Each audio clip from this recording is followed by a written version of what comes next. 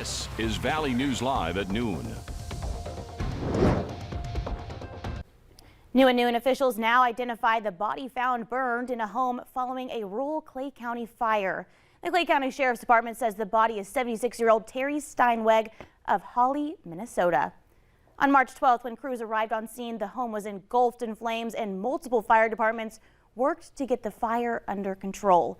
In the aftermath, the construction company found the body while clearing debris. Authorities say Steinweg died from smoke and soot inhalation.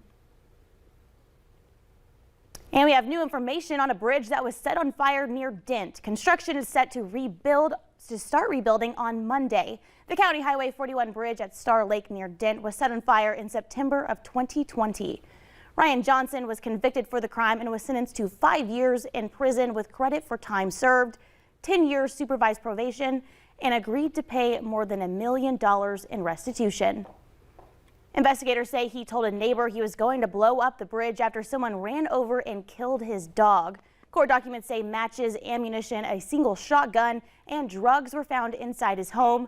Authorities also say they found several propane cylinders under the bridge. Fire officials are investigating the cause of a fire in West Fargo's downtown neighborhood. Firefighters were called out to the Dashes Duds building just after 10:30 last night.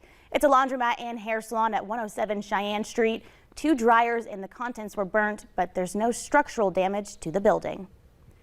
We had a chilly start to our Friday, but temperatures could improve going into the weekend. But there's a possibility of some rain and thunder in some areas. Let's go to meteorologist Lisa Green, who can tell us what our chances of a storm are. Lisa? Well, good afternoon. Yes, it's been a while since we've talked about the potential for some thunder showers, and here they are today. We've got a storm risk in, I would say, the southern 2/3 or southern half of the valley here, especially on the North Dakota side and beyond, anywhere highlighted in this light green color. And we're just under a general risk. And what that means is there's the potential for a few of our showers that develop later today to produce a little lightning, maybe a little gusty wind and some thunder, but these will be weak and it may be just a little bit surprising if you see a flash of lightning or hear a rumble of thunder. And certainly lightning always dangerous no matter how intense the storm happens to be. So keep this in mind for later today. Right now there is some rain and some snow and a mix of the two passing by mainly to the south. We've got some cloud cover associated with it, and there are some spots down into our South Dakota counties back into west central Minnesota where you may be getting some flakes, perhaps a little bit of rain mixed in there at times as well. Not until later on, again, late afternoon and into the evening, will we see those chances for some isolated showers and thunder. And right now, Fargo 36 degrees above freezing, and some places even warmer than that. Check out Jamestown, 51 right now. So we're working on melting those areas where we got snow in a hurry here today. More details on how warm we'll get, more details on the timing of our storm chances, and a look ahead to the weekend too, all coming up in just a couple of minutes. Mother Nature throwing us a curveball. Thank you, Lisa. Road construction season is soon upon us, and Minnesota is out with its projects for this year. Work in our region will include reconstructing Highway 87 in Frazee, widening the shoulder, and replacing the bridge on Highway 200 between Mahnomen and Roy Lake, and resurfacing and redesigning intersections on Highway 71 north of Bemidji. And if you're visiting the Twin Cities, like so many of us do, we'll be watching for major construction detours and delays on I-94 and I-35 East in St. Paul. It's the second year of a huge 2-year project down there.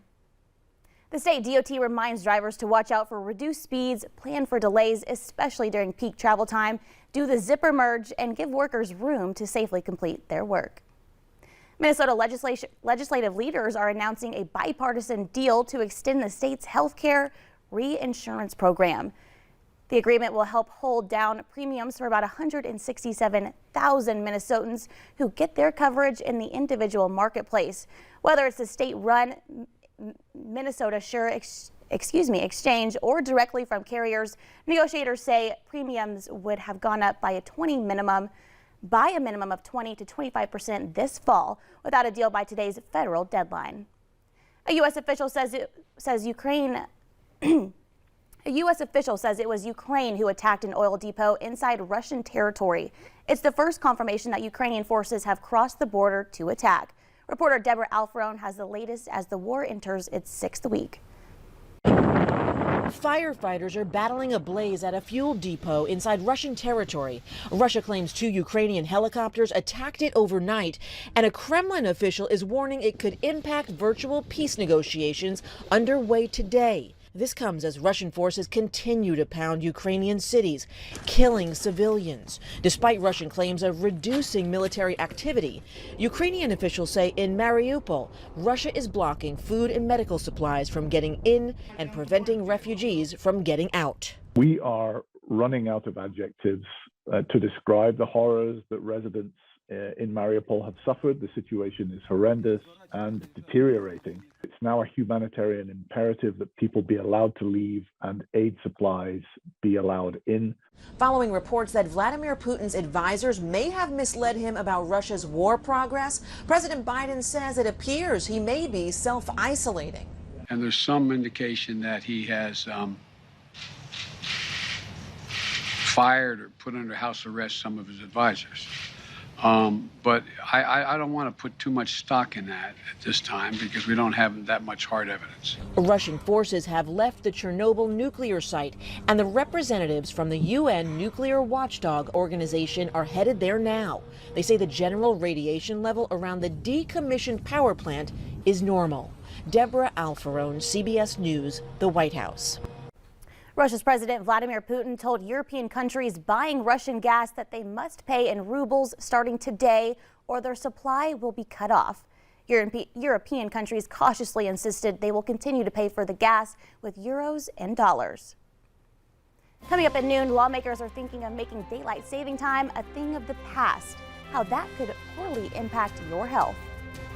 But first, we could be expecting a mixed bag of weather over the next few days.